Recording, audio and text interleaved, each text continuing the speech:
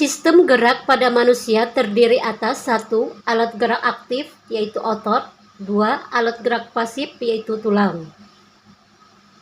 Ada 3 kebutuhan untuk dapat melakukan suatu gerak, yaitu 1. Rangsangan, merupakan penyebab gerak ke arah yang dituju.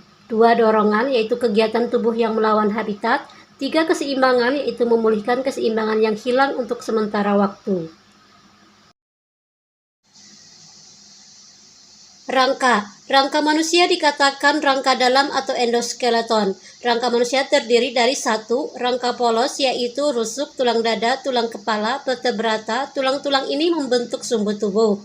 2. Rangka tambahan, yaitu tulang-tulang gelang bahu dengan anggota gerak atas dan gelang panggul dengan anggota gerak bawah. Fungsi rangka yaitu 1. Sebagai alat gerak pasif. 2. Tempat melekatnya otot rangka. 3. Tempat produksi sel-sel darah. 4.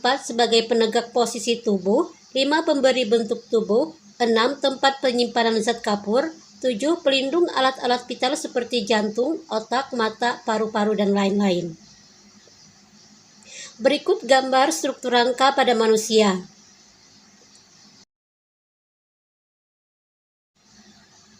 1. Tulang sebagai alat gerak pasif, terdiri atas tulang rawan atau kartilago dan tulang sejati atau tulang keras disebut osteon. A. Tulang rawan atau kartilago. Tulang rawan tidak mengandung pembuluh darah dan saraf, kecuali lapisan luarnya atau perikondrium. Bersifat bingkas dan lentur, tulang rawan pada masa kanak-kanak jumlahnya lebih banyak. Tulang rawan ada 3 macam, yaitu 1. Rawan hialin. Indeks bias substansi interseluler sama dengan indeks bias serabut kolagen sehingga rawan hialin segar tampak bening atau transparan. Contoh: A. Rangka janin. B. Ujung-ujung tulang panjang. C. Kosta bagian tulang rawan. D. Laring. E. Trakea dan bronkus. 2. Rawan elastis. Mengandung serat-serat elastis dengan sedikit serabut kolagen. Contohnya A. Serabut telinga. B. Tuba eustasi. 3. Rawan fibrosa. Banyak mengandung serat kolagen dengan jumlah sel kondrosit sedikit sehingga sangat kuat dan kokoh. Contoh A. Di antara tulang pubis atau tulang kemaluan. B. Diskus atau keping rawan di antara tulang vertebrata. B. Tulang keras atau tulang sejati atau osteon. Proses terbentuknya tulang keras ada 2, yaitu melalui penulangan atau osifikasi yang diawali dengan bentuk tulang rawan, disebut penulangan endokondral, dan penulangan intramembran. Berdasarkan strukturnya, tulang sejati dibagi menjadi 1. Tulang spon. Banyak terdapat pada epifisis, tulang panjang, tulang pendek atau pipih, dan tulang vertebra. 2. Tulang kompak. Terdapat pada tulang pipa. Berdasarkan bentuknya, tulang dapat dibedakan menjadi 3 macam, yaitu 1. Tulang pipa, misalnya tulang paha, tulang betis, tulang kering, tulang pengumpil, dan tulang hasta. 2. Tulang pipih, misalnya tulang usus, tulang rusuk, tulang belikat, dan tulang tengkorak. 3. Tulang pendek, misalnya tulang tangan, tulang pangkal kaki, dan ruas-ruas tulang belakang. Bagian-bagian tulang keras panjang yaitu 1. Epifisis, yaitu bagian kedua ujung tulang. 2. Diafisis, yaitu bagian tulang tengah. 3. Metafisis, yaitu sambungan epifisis dan diafisis. 4. Periosteum, yaitu jaringan ikat kencang yang menyelimuti tulang sebelah luar. 5. Endosteum, yaitu jaringan ikat kencang yang membatasi rongga sumsum. Berikut gambar bagian-bagian tulang.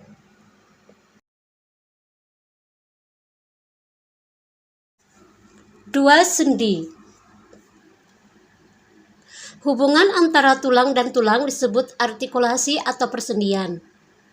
Sendi berdasarkan sifat gerakan dibedakan menjadi sendi mati, sendi kaku, dan sendi gerak. 1. Sendi mati atau sinartrosis adalah sendi yang tidak bisa bergerak. Contoh sendi yang terdapat pada tulang tengkorak. 2. Sendi kaku atau amfiartrosis adalah sendi yang dapat digerakkan tetapi terbatas. Contoh sendi yang terdapat pada tulang antar ruas tulang belakang dan tulang rusuk. 3. Sendi gerak atau diartrosis adalah sendi yang dapat digerakkan dengan bebas. Di antara kedua tulang terdapat cairan sinovial sebagai pelumas. Cairan sinovial adalah cairan kental, tidak berwarna, transparan, dan kaya akan asam hyaluronat. Macam-macam diartrosis yaitu sendi peluru, yaitu berporos 3, terdapat pada gelang bahu dan gelang panggul. Sendi engsel yaitu berporos 1, gerakan searah, contoh siku, lutut, ruas antar jari, dan mata kaki. Sendi gulung atau ovoid yaitu berporos 2, bergerak seolah-olah dapat mengitari gerak tulang lain, contoh tulang telapak tangan dan tulang pengumpil. Sendi pelana yaitu berporos 2, gerakan seperti orang naik kuda, contohnya tulang ibu jari serta tulang antara metakarpal dan karpal atau telapak tangan. Sendi putar yaitu berporos 1, gerakan rotasi, contohnya antara tulang hasta dan pengumpil. 3. Otot sebagai alat gerak aktif. Fungsi utama otot adalah sebagai alat gerak aktif disebabkan oleh kemampuan sel-sel otot berkontraksi. Kontraksi sel-sel otot ini dikontrol oleh sel-sel saraf. Otot dapat menggerakkan tulang, kulit, rambut, gerak peristaltik saluran dalam jantung, pembuluh darah, dan sebagainya. Otot berkontraksi karena suatu rangsang yaitu 1. Rangsang mekanis berupa pijat, tarik, dan tekanan. 2. Rangsang suhu yaitu dingin dan panas. 3. Rangsang kimia berupa asam, basa, dan garam. 4. Rangsang listrik berupa arus listrik. Otot ada 3 macam yaitu 1. Otot lurik atau otot rangka, 2. Otot polos, dan 3. Otot jantung. Ciri-ciri otot lurik: 1. Berbentuk silindris memanjang. 2. Terlihat adanya garis-garis melintang yang tersusun dari daerah gelap dan terang secara selang-seling. 3. Memiliki banyak inti sel. 4. Bekerja di bawah kesadaran. Artinya otot lurik akan bekerja jika diperintah oleh otak. Oleh karena itu, otot lurik disebut otot sadar. 5. Otot lurik terletak di paha, betis, dan dada. Berikut bagian-bagian otot lurik. 2. Otot polos.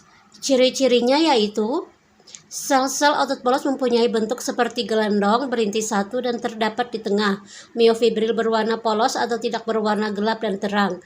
Kerja otot polos adalah tidak sadar, artinya tidak dipengaruhi kehendak, lambat, lentur, dan tidak mudah lelah. Otot polos terdapat pada dinding saluran pencernaan, saluran pernapasan, pembuluh darah sehingga sering disebut otot alat-alat dalam. 3. Otot jantung. Otot jantung hanya terdapat pada jantung, struktur seperti otot lurik, tetapi berhenti banyak dan terletak di tengah. Mempunyai cabang-cabang yang menghubungkan sel satu dengan sel-sel lain yang disebut anastomosis. Batas antar selnya tampak jelas dan disebut diskus interkalaris. Otot mempunyai 3 kemampuan spesifik yaitu sebagai berikut. Kemampuan untuk memendek atau berkontraksi disebut kontratibilitas. Kemampuan untuk melakukan gerakan kebalikan dari gerakan yang ditimbulkan saat kontraksi otot disebut ekstensibilitas. Kemampuan untuk kembali ke ukuran semula setelah kontraksi atau ekstensi disebut elastisitas. Saat otot kembali ke ukuran semula, otot disebut dalam keadaan relaksasi. Macam-macam gerak. 1. Gerak yang disebabkan otot antagonis. 2. Otot sinergis. Pasangan otot yang melakukan gerak berlawanan terhadap otot yang sedang melakukan kontraksi disebut otot antagonis. Sebaliknya, pasangan otot yang kerjanya saling menunjang disebut otot sinergis. Contoh otot sinergis yaitu otot pronator teres dan pronator quadratus. Bila keduanya berkontraksi, telapak tangan akan menelungkup. Otot antagonis memiliki beberapa jenis berikut. Ekstensi fleksi. Ekstensi adalah gerak meluruskan, sedangkan fleksi adalah gerak membengkokkan. Misalnya saat kita berdiri, kaki dalam posisi lurus disebut ekstensi, sedangkan saat jongkok, kaki dalam posisi menekuk disebut fleksi. Abduksi adalah gerakan menjauhi badan, sedangkan adduksi adalah gerakan mendekati badan. Contoh gerak tangan sejajar bahu disebut abduksi, sedangkan gerak atau sikap sempurna disebut adduksi.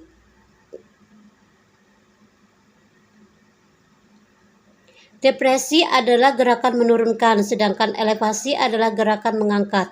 Misalnya gerakan menunduk dan menengadah.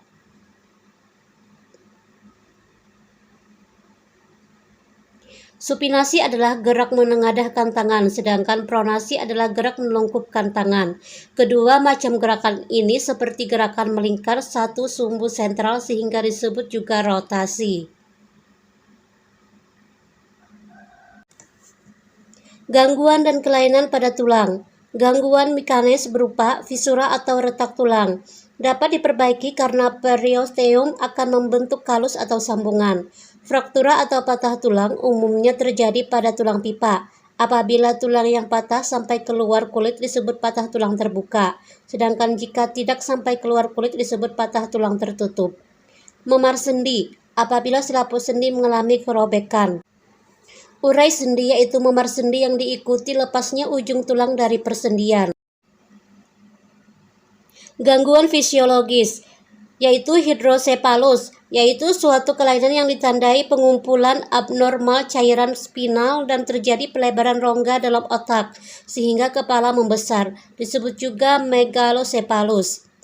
Makrocephalus yaitu gangguan pertumbuhan tulang tengkorak akibat kekurangan zat kapur saat pembentukan tulang pada bayi. Osteoporosis yaitu pengeroposan tulang yang terjadi karena kekurangan hormon sehingga tulang mudah patah dan rapuh. Rakitis yaitu gangguan tulang karena kekurangan vitamin D. Akibatnya pertumbuhan tulang terganggu sehingga bentuk kaki membelok keluar membentuk huruf X atau membelok ke dalam membentuk huruf O. Kesalahan sikap. Lordosis yaitu jika bagian leher dan panggul terlalu membengkok ke depan. Kifosis yaitu jika bagian punggung terlalu membengkok ke belakang. Skoliosis yaitu jika bagian punggung membengkok ke kanan atau ke kiri. Gangguan persendian. 1. Ankilosis yaitu persendian yang tidak dapat digerakkan karena seolah-olah kedua tulang menyatu. 2. Islokasi yaitu sendi bergeser dari kedudukan semula. 3. Terkilir atau keseleo yaitu tertariknya ligamen akibat gerak yang mendadak.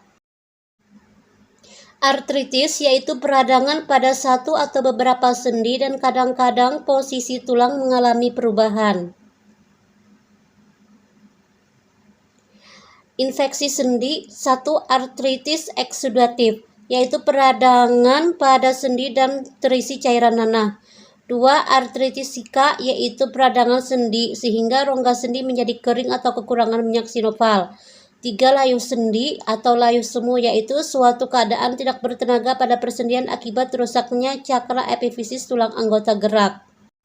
4. Nekrosis yaitu kerusakan pada cakra epifisis tulang hingga sebagian tulang mati dan mengering. Gangguan atau kelainan pada otot. Atrofi otot merupakan penurunan fungsi otot karena otot mengecil atau karena kehilangan kemampuan berkontraksi, misalnya lumpuh. Distorsi otot. Penyakit ini diperkirakan merupakan penyakit genetis dan bersifat kronis pada otot anak-anak. Hipertrofi otot merupakan kelainan otot yang menyebabkan otot menjadi lebih besar dan lebih kuat karena sering digunakan, misalnya pada binaragawan. Hernia abdominal. Kelainan terjadi apabila dinding otot abdominal sobek dan menyebabkan usus pelorot masuk ke rongga perut. Kelelahan otot karena kontraksi secara terus-menerus menyebabkan kram atau kejang. Tetanus merupakan penyakit yang menyebabkan otot menjadi kejang karena bakteri tetanus.